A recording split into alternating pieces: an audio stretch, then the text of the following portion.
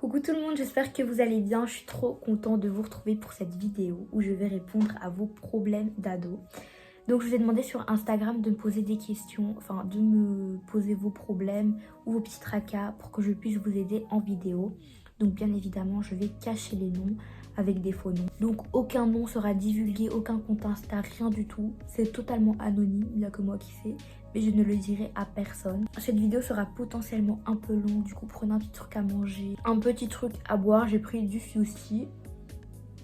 Et comme je vais parler beaucoup, j'aurai potentiellement la bouche très sèche. J'ai oublié de vous prévenir, je ne suis pas psychologue, ni rien, ni thérapeute. Je fais ça dans le but de vous aider comme je peux, pour que vous ayez un avis extérieur, parce que beaucoup de gens ne me connaissent pas forcément et m'accordent leur confiance. Donc ça, je vous avoue que je suis très flattée.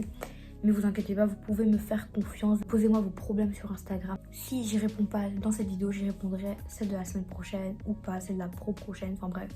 Dans tous les cas, je vais répondre parce que je ne suis pas Beyoncé, je n'ai pas 1 milliard de DM. Donc j'ai copié-collé vos problèmes sur ma tablette, comme ça je peux les lire en même temps et vous raconter. On commence tout de suite par une histoire de cœur. Donc c'est Julienne qui me dit: coucou, alors moi j'ai un dilemme, je suis tombée amoureuse d'un garçon. Nous étions dans la même classe en 5e et on était super potes. Je suis en 3e maintenant. Entre temps, on n'a plus été dans la même classe. Le problème, c'est qu'il est devenu pote avec un garçon qui me déteste. Et ce garçon est très influent. Donc mon crush me déteste sûrement, mais je l'aime vraiment très fort et je ne sais pas quoi faire.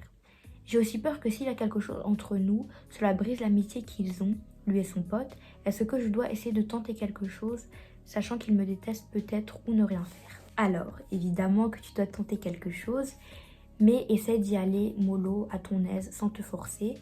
Et je pense que tu tournes beaucoup trop autour du pot et que tu te poses beaucoup trop de questions. Donc essaye de faire une liste de pour ou contre. Et au final, tu te rendras peut-être compte que le contre, enfin le seul contre au final, c'est qu'il te déteste aussi. Et qu'est-ce que ça peut faire? Ça te prouvera au moins que c'était pas le bon, que il est influent comme tu l'as dit, et que c'est pas l'homme de ta vie. Donc au final, tu seras fixé et tu auras un poids en moins dans ton cœur. Donc essaie d'y aller progressivement, évidemment. Donc tu l'ajoutes sur Insta ou sur peu importe quel réseau. Tu regardes s'il t'ajoute en retour, donc ça c'est plutôt bon signe. Sache que si c'est vraiment le bon, il ne te jugera pas seulement parce que son pote te déteste, mais il se fera un propre avis solo sur toi. Donc voilà, sache que tente, hein, évidemment tente. Et le pire des cas, c'est quoi? Qu'il te déteste aussi. Au moins, tu auras un poids en moins et ça t'aidera à tourner la page et à passer à autre chose et que tu mérites beaucoup mieux. Prends du temps avant de le faire, ne te jette pas direct à l'eau. Essaie de te dire, ouais, est-ce que ça en vaut vraiment la peine? Est-ce qu'il le mérite réellement que je fasse le premier pas ou pas? Fais-le quand tu es prête. Ne te force pas si tu n'en as pas envie ou bien que tu n'es pas prête ou bien que tu es gênée. Fais-le de la manière dans laquelle tu es le plus à l'aise. Si tu préfères le faire en vrai, fais-le en vrai. Si tu préfères le faire sur Insta, les réseaux, parce que tu es un peu timide, fais-le sur les réseaux. Du moment que tu aies tes réponses, je pense que c'est la meilleure chose à faire. Parce que justement, tu seras libérée de toutes tes questions que tu te poses. Ouais, est-ce qu'il me déteste ou pas? La seule manière de savoir, malheureusement, c'est de tenter. Et voilà. Essaye aussi peut-être de faire un pas en avant envers le gars qui te déteste, potentiellement sans raison. Et demande-lui de peut-être discuter de ce qui se passe entre vous, pour déjà que tu aies cette image de fille qui ne veut pas être en dispute, de cette fille qui veut être en paix. Et ça te donnera directement une très bonne image vis-à-vis de ton crush. Il va se dire: ah ouais, celle-là en fait elle est très intelligente et mature, elle veut pas être en dispute, elle veut la paix avec tout le monde. Et il va se dire: finalement elle me plairait bien celle-là. Donc vraiment, tu vois, juste le fait d'aller chez lui et lui dire: excuse-moi, on peut parler de notre embrouille, pour essayer d'enterrer l'âge de guerre et de voilà, se remettre sur des bonnes bases. Et fais-le évidemment, peut-être quand il y a ton crush à côté, c'est toujours le mieux. Et voilà, je dirais que c'est la meilleure chose à faire, en tout cas, c'est ce que j'aurais fait personnellement. Alors, ce problème va parler des TCA, du coup je mets un trigger warning TCA pour les personnes qui veulent pas en parler ou bien veulent pas entendre ce genre de problème. C'est normal. Alors c'est Sarah qui me dit: salut, j'ai vu que tu prenais le temps de répondre aux histoires des personnes qui vont mal, donc je me suis dit pourquoi pas te raconter la mienne. Je t'écoute. Tout d'abord, j'ai 13 ans et je suis en secondaire 2 et je vis au Québec. Ma vie a basculé quand je me suis retrouvée en secondaire. Je me suis vite rendu compte que c'était un monde où tout le monde, surtout les filles, se moquent d'elles, où les garçons se moquent des autres en les humiliant. J'ai développé un TCA l'année passée et il s'aggrave de jour en jour. Je ne mange absolument rien durant la journée par peur de prendre du poids. J'ai du soutien d'une intervenante mais j'ai trop peur de lui en dire trop. Je ne voudrais pas qu'elle me juge, j'aurais besoin de conseils.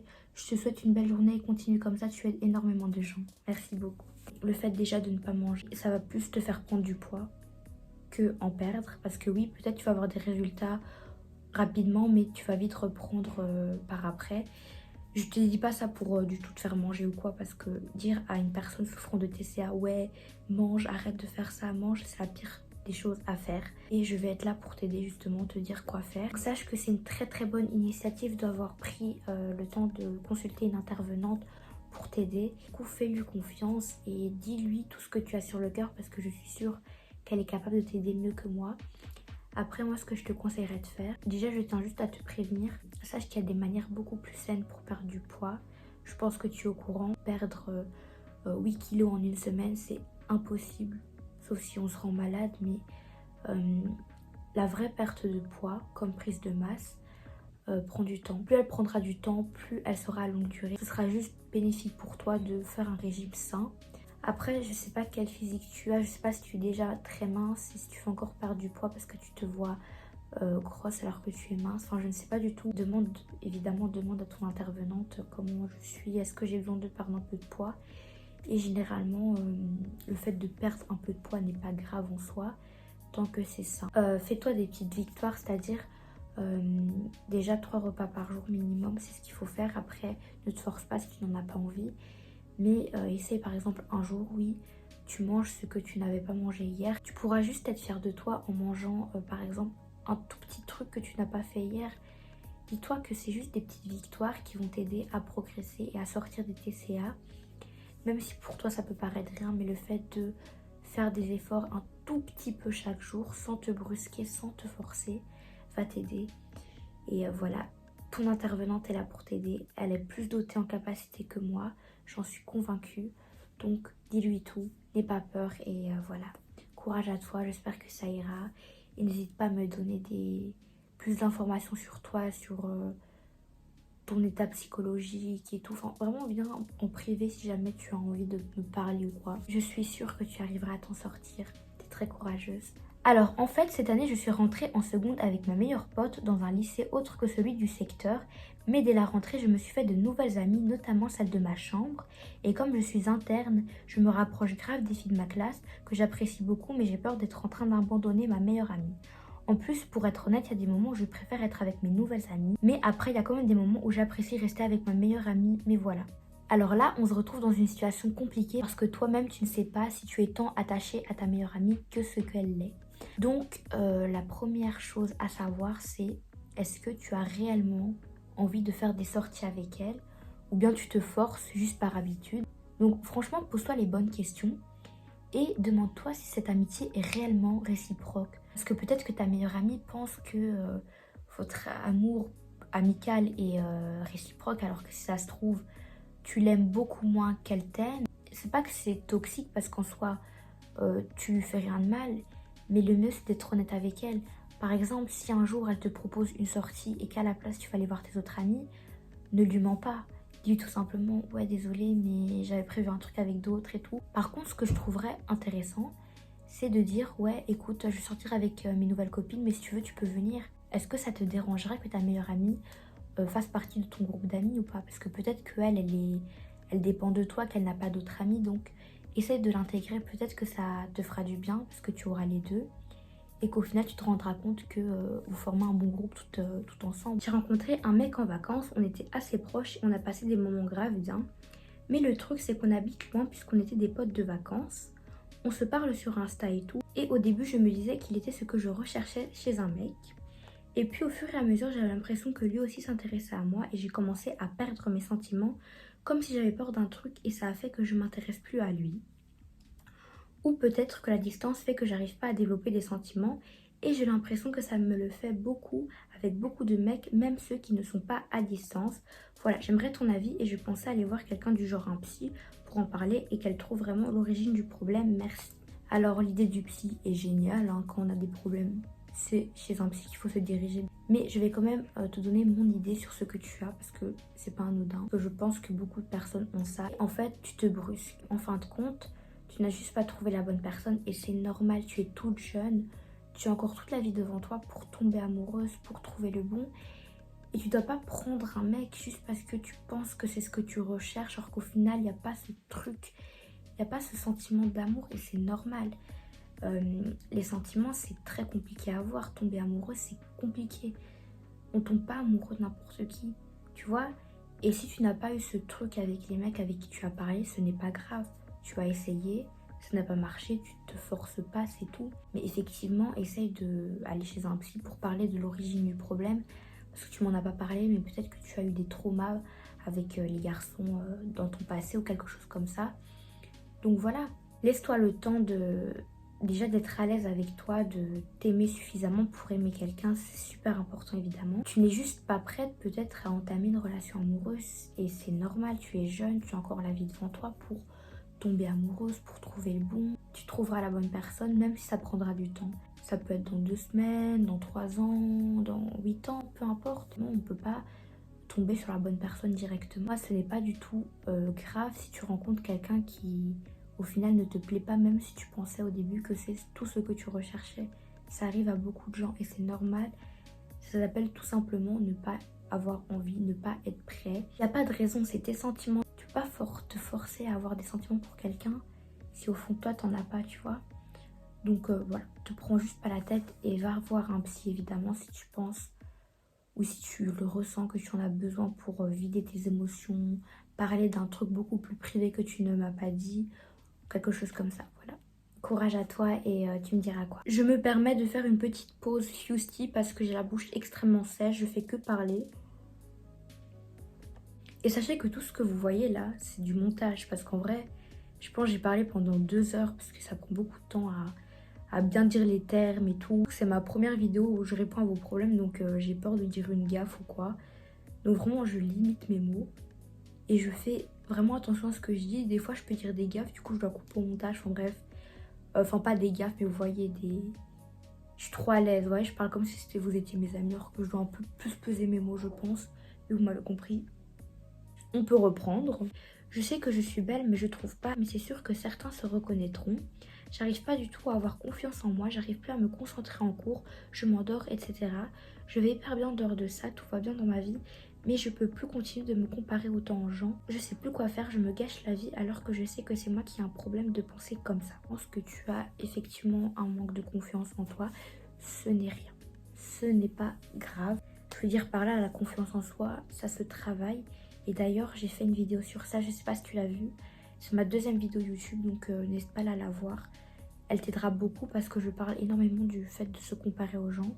Je vais pas redire ce que j'ai dit dans ma vidéo parce que ça va faire un copier-coller.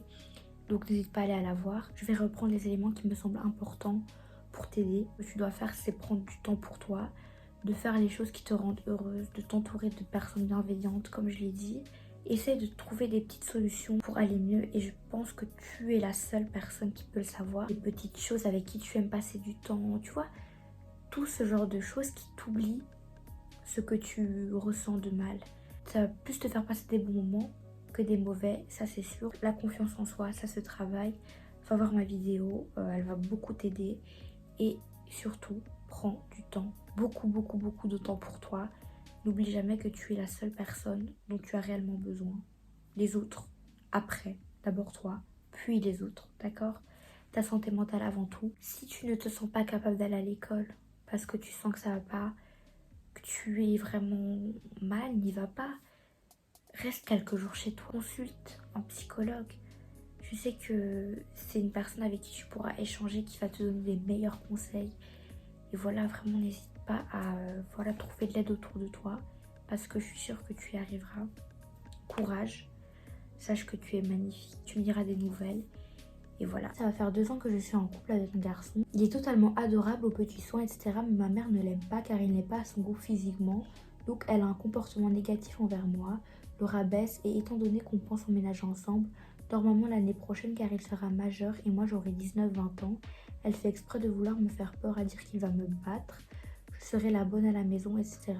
Tout ça en boucle et en l'insultant, le dévalorisant et en se moquant de son insomnie qu'il combat depuis un long moment. Je suis à bout car c'est un homme vraiment bon et adorable et cette femme est juste toxique. Si je riposte, ça part en longue dispute et après c'est lui qui doit la supporter. Juste c'est lassant, je suis à bout et il n'y a rien à faire sauf attendre. Ta mère n'a absolument rien à dire sur ta vie, sur tes choix, sur la personne que tu aimes.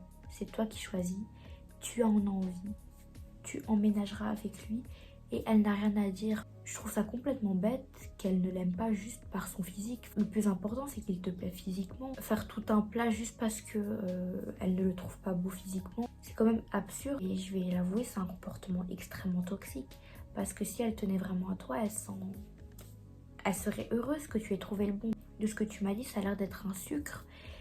Et oui, physiquement, peut-être que ça lui plaît pas, mais toi, ça te plaît, donc c'est ce qui compte. Et elle n'a rien à dire sur ce que tu veux faire. Tu veux emménager avec lui si tu en as envie, t'es majeur et vacciné, tu fais ce que tu veux de ta vie. Donc clairement, laisse-lui une dernière chance, va lui parler et dis-lui, écoute maman, j'en ai marre un peu de tout ce que tu fais, moi je l'aime et soit tu acceptes, soit tu m'oublies. Je suis désolée, mais c'est la seule manière pour qu'elle comprenne. Clairement, entre nous, si elle te dit ok, oublie-moi si tu vas avec lui, ça veut dire qu'elle tenait pas vraiment à toi et qu'elle prenait pas en compte ton bonheur. C'est vraiment triste comme histoire, mais une mère doit être fière de sa fille lorsqu'elle est heureuse. Et je pense que, enfin, je suis sûre, vu ce que tu as dit, que tu es très heureuse avec ce jeune homme. Donc oui, continue ta vie avec lui et n'arrête pas ça juste parce que ta maman ne le trouve pas beau. Je veux dire, c'est complètement absurde comme argument de ne pas aimer quelqu'un juste parce qu'on le trouve pas beau. Est-ce qu'elle a appris à le connaître? Est-ce que vous avez organisé un truc, je sais pas moi, à 3, ou je sais pas, avec les parents du jeune homme, enfin, je sais pas, faites un resto à 4, pour qu'elle comprenne que au final, c'est un sucre.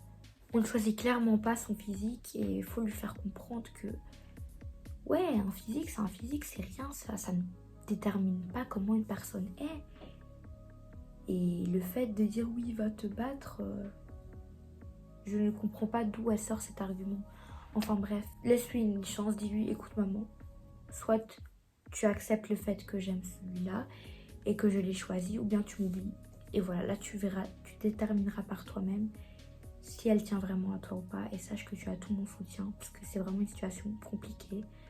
Je le conçois et voilà, courage à toi. Je souffre beaucoup de la relation avec ma meilleure amie. En gros, pour faire bref, on se dispute pour tout et rien et tout le monde me dit de lui parler. Mais elle s'énerve dès que je lui en parle et je me rends compte que quand on s'embrouille et qu'on se parle plus, je ressens un vide. Mais je ne veux pas arrêter notre relation car je l'aime vraiment beaucoup. Alors, ce que j'ai remarqué dans beaucoup d'amitiés, c'est que quand on a tendance à rester trop souvent ensemble, on a tendance à se lasser et c'est en aucun cas quelque chose de grave. Ça arrive même dans les couples, hein. Les couples, c'est à peu près comme les amitiés quand voilà, il y a tout le temps à se voir, à rester ensemble. Des fois, ça peut être lassant et on a juste envie de prendre du temps pour soi. Ce que je te conseillerais de faire, c'est de prendre du temps pour toi et lui laisser un peu son espace personnel. Se retrouver seule de temps en temps, ça fait du bien. Et je pense que c'est un peu le cas de ta meilleure amie parce que comme tu dis, elle s'énerve dès que tu vas lui parler ou quelque chose comme ça. C'est potentiellement une idée. Après, je suis pas dans la tête de ta meilleure amie. Mais je constate seulement d'après ce que tu me dis. Mais je pense qu'elle a besoin de temps pour elle, pour voilà, souffler un petit peu. Parce qu'être tout le temps à coller ensemble, ça peut devenir un peu lassant. Et voilà, on peut être saoulé de même la personne qu'on aime le plus au monde. Dès qu'on a, je sais pas, un petit problème, un petit tracas, on a juste besoin de se retrouver seul ou avec d'autres personnes pour se changer les idées. Mais ça ne veut pas dire qu'elle ne t'aime pas ou quoi, c'est normal. Donc essaye peut-être de t'éloigner un tout petit peu, histoire que voilà, vous vous soufflez un bon coup toutes les deux, puis vous allez vous retrouver. Évidemment, toute amitié qui prend du temps pour soi se retrouvera si elle est faite pour durer. Laisse-lui le temps et ne la force pas. Si elle n'a pas envie, n'insiste pas et laisse-lui le temps de son côté. Et si elle revient et toi, que tu n'es pas prête, dis-lui, désolée mais j'ai aussi besoin du temps. Enfin franchement, laissez-vous le temps. Tout simplement, le temps arrangera les choses. Ne forcez pas, ne vous forcez pas à rester ensemble si vous voyez que ça va pas, juste par habitude. Et surtout, comme tu me dis, tu te disputes beaucoup avec elle pour des raisons X ou Y, pas forcément utiles ou des petites disputes. Pour moi, c'est pas des disputes, ce que tu m'as raconté, c'est plus des désaccords. Genre, voilà, tu dis un truc, elle est pas d'accord, c'est normal. Ou bien vous embrouillez parce que tu as fait un truc, elle est pas d'accord, enfin, ça arrive. Mais je pense que vous devriez un peu mettre de l'eau dans votre vin, surtout elle, parce que je vois qu'elle s'énerve plus que toi. Et voilà, tu lui expliques que ce genre de dispute arrive, que ce n'est pas anodin et que surtout, ce n'est pas grave. Donc voilà, explique-lui tout simplement, oui, ce qui s'est passé, c'est rien, enfin, ne t'excuse pas que tu n'as rien fait, parce que je vois que elle a l'air quand même d'avoir un sacré tempérament. Prenez bien vos distances un petit peu pour un peu souffler un bon coup et vous allez vous retrouver si votre amitié est faite pour durer. Dans tous les cas, c'est comme ça. Je pense qu'avancer dans une amitié où il y a autant d'embrouilles pour rien ou de désaccords, ça va pas vous aider. Enfin, la base d'une amitié, c'est quand même la communication. Et là, je remarque qu'il y a énormément de désaccords entre vous.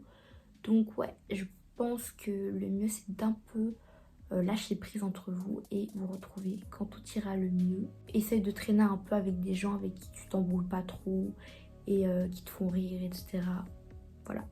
Te prends pas la tête tout simplement. Du coup, voilà, la vidéo touche à sa fin. Il est exactement 23h. Je suis super fatiguée. Il est vendredi, je rentre d'une journée de cours. Tous les vendredis, je compte faire ça quand j'ai pas de trucs à faire, mais voilà. Si j'ai pas répondu à votre problème, ne m'insultez pas. Revenez sur Insta, renvoyez-moi. Enfin, vraiment, dans tous les cas, vous allez forcément apparaître dans une de mes vidéos, soit vendredi prochain, soit vendredi prochain, vraiment. Pas de prise de tête, je vais tout faire pour prendre un maximum de personnes. Juste là, je me suis prise un peu trop tard et je suis trop fatiguée. Mais voilà, prenez soin de vous. N'hésitez pas à aller vous abonner à mon Instagram, enfin mes Instagram. Et voilà, on se retrouve pour une prochaine vidéo. Et voilà.